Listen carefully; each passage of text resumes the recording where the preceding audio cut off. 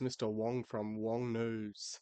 Today we have an exciting interview with Striker himself. So get seated, get your popcorn, and let's fucking get into it. As head commissioner, mate, what are your top priorities for the department right now? Well, I'd say my top priorities are maintaining professional standards within the department, as well as maintaining all operations, ensuring they are all functioning, um, and all of my command team are appropriately running their divisions accordingly, um, updating SOPs, procedures as needed to fit the department.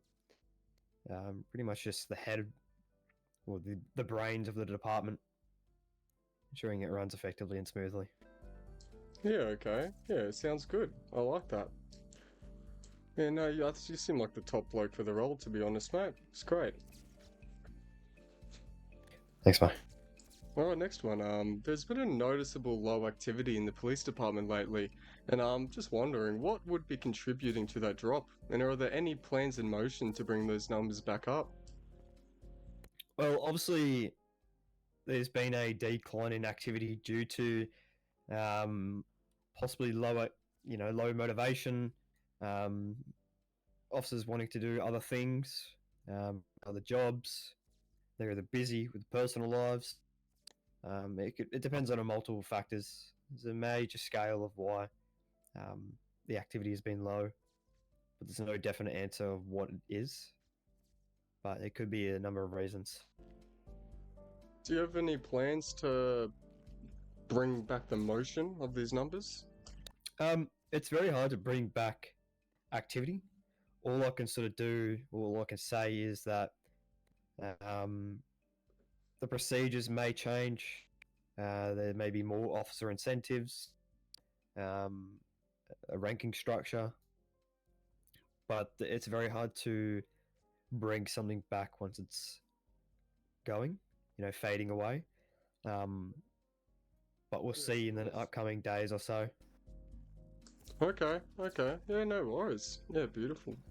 It also depends on how the city state is at. If there's any bugs or issues that the police force isn't happy with, they lose motivation to fly in because they aren't being fixed. As well as the potatoes that are on the street. The roast potatoes are not very good, so um, it's very hard to interact with individuals if they're constantly shooting at you in the major hostilities as well within this city. It's a No, that's major totally fair demotivating enough, factor. mate. There's a lot of burgers out on the streets recently, I will admit. There is, yes, I do agree. All right, yeah, good point on that. I like it. Anyways, what would your message be to civilians who might be concerned about the recent lack of police presence? Well, the civilians don't really have. Um, Obviously, they want police to be active, but not everything goes to accordingly planned. People go, like I said, people go inactive for a few reasons, but my main message would be um, just keep doing what you're doing, making a living. If you see cops around, the activity's coming up. Just keep doing what you're doing. We're slowly building that department activity back up again, but it refers back to my main point. New procedures are going to be in place. Probably activity requirements will be set in stone. But for right now, I don't really need to know what's going on within the department was. It's just rather there will be changes made. Yeah, no, totally fair, totally fair. All right. How do you envision the VCPD evolving over the next few months? There'll be a few command restructures, high command restructures. Um, Pretty much, there's just going to be major changes regarding the operations within a department itself. Can you touch on any of those subjects? Um, the officers in their positions may change or vary. High command restructure, that maybe people stepping down or moving up, but that will be announced. Yeah, right. Nice. Okay. Moving on to the next question, mate. What's the department's stance on accountability and internal standards? And how do you ensure officers uphold professionalism? Well, obviously, we try to maintain the high standard of professionalism on duty. There's going to be bad eggs within the department, and it's very hard to control them when you're not in. But the way we deal with, the officers that do conduct misconduct is through officer reports. If an officer we have an internal affairs team that goes over and assigns that are assigned to cases that do conduct officer misconduct or do something wrong, a breach of SOPs. They'll thoroughly go over the case, review the footage, review the entire incident, and make appropriate action regarding that officer. All right, yeah, okay.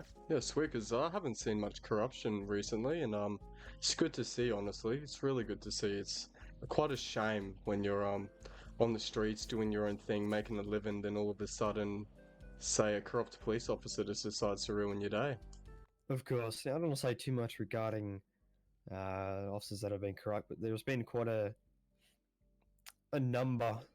I'm not going to put a number on it, but there's been a few that have conducted corrupt activities over the past 2 or 3 weeks. We have removed those since, and they have been charged. Yeah, beautiful, man. That's really, really good to hear. I believe we've touched everything that needs to be touched on that subject, so I'll move on to the next one. What Okay. role does community trust play in policing here, and how is the department working to maintain or improve it? Say that question again, sorry. Oh, so what role does community play in policing here? And how is the department working to maintain that trust? Well, it all comes down to the respect that civilians have towards the police department. If they show respect, we will treat them with respect back. Now, obviously, they need police in order to, stay safe on the streets, as well as speaking on number-wise, criminals or civilians cannot do any legal activities unless there is police in the city. So we play a vital role in maintaining you could say, fun within this city. But this department tries to hold all officers accountable for their actions, as well as treating civilians with how they want to be treated, with the respect and professionalism at all times. Yeah, of course. I see the same page on you with that. How do I word it? That cup of tea, I guess. You could say it like that. Yeah. All right. Do you think the current workload and structure might be impacting some officer burnout? I feel like there's not actually that much load on officers. They can sign on duty for however long they want. They can sign off whenever they want. There's procedures in place or operations that they have in place that they have to follow when processing a suspect, or just basic procedures they need to follow. There's nothing you should be burnt out over. If you are burnt out, submit an LOA and go away for a few days. Take a break. Sign off duty, go spend some time with family. But most of our officers, they may not be signing on for a variety of reasons.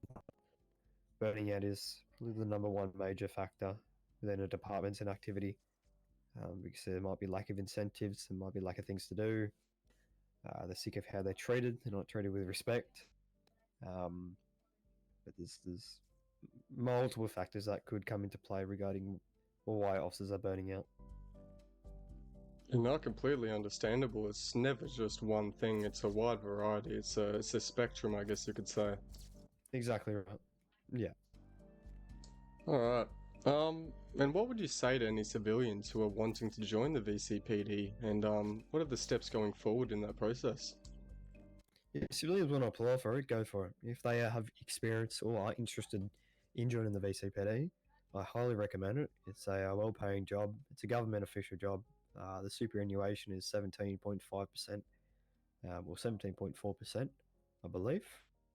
Um, so you can definitely build your superannuation up quite a hefty amount being in the department. And the steps and processes are you just go into the police emails or on their website and apply through a a bot system. So you will submit an application, you answer a few questions, and then the police recruitment command will go over the applications, review them, make sure they have a clean record, criminal background check, and they'll either be accepted or denied. Going through into their training induction process, they'll be trained thoroughly, various range of going through the MDT procedures, SOP, use of force, and much larger things like how to respond to certain banks, certain situations. It's all in our procedures that our field training officers will go over and train these new probationary constable students. Okay, yeah, because my cousin's in the VCPD and he's having a great time there. He's yeah, I think he said he's having the time of his life, honestly. Okay, it's good to hear. Yeah, so it'll be good to see some new probationary officers around. We have family dinners every now and then, and he invites some of the new members over, and it's always good to say good day. No, of course, it's good to have a conversation with the other close relations with the officers inside your department, building connections with everyone. Obviously maintains a bit of a friendship, but as well as also trying to maintain professionalism at all times. Not building any close relationships with individuals inside. Yeah, and we've almost touched on everything. Just have one final question for you, and that would be: is there anything the public can do to support the department during this time? Um, good question, to be honest. There's not much they can sort of do besides treat officers with respect. Um, treat them exactly how they want to be treated, like I've said before. And just try and stay away from criminal activity and not really aggravate them too much. Sort of promotes inactivity. I guess they're being treated with disrespect. You know, fair enough, mate. I'll be sure to let the people know about that, because yeah, it seems like people are a bit disrespectful sometimes, and it's just not on.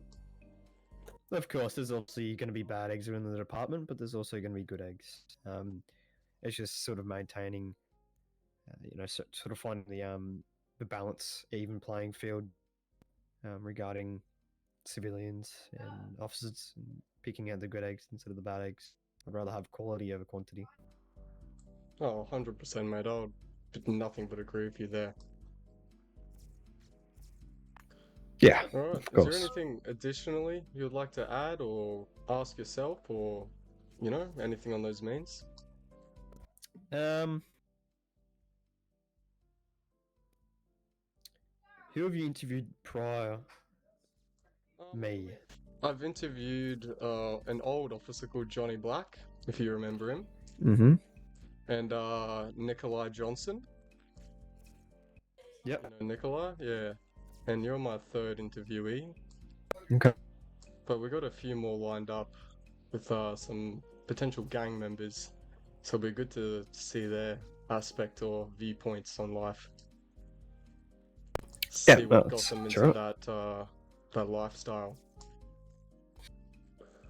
All right, mate. I think it's about time to wrap this up, but it was a pleasure talking to you, and it was great having you on the show. That's right, mate. My pleasure. If you Yeah, have so any we can. other officers you would like us to interview, just I'll get your number after this, and yeah, send them over. Maybe some divisions of some specific people like CIB, traffic, or TOU. Maybe get their insight on how they're running their division. Yep, no, that's right. I'm sure there's quite a few people that would like to hold this interview with yourself. Sure, everyone has their own individual stories would they like to share with your records. And it's good seeing you. Yeah, see you around, man. I'll walk you out, show you the exit. No, easy. I appreciate that. Thank you and your co-worker. Oh yeah, bloody good interview, boys. Yeah, that was great. That's right, mate. Thanks for bringing down here. So you got a nice building here, mate. Yeah, Should we pretty get soon. catch up sometime for a coffee, have a discussion about work or whatever, Yeah, I'll get life, some as you insight. say?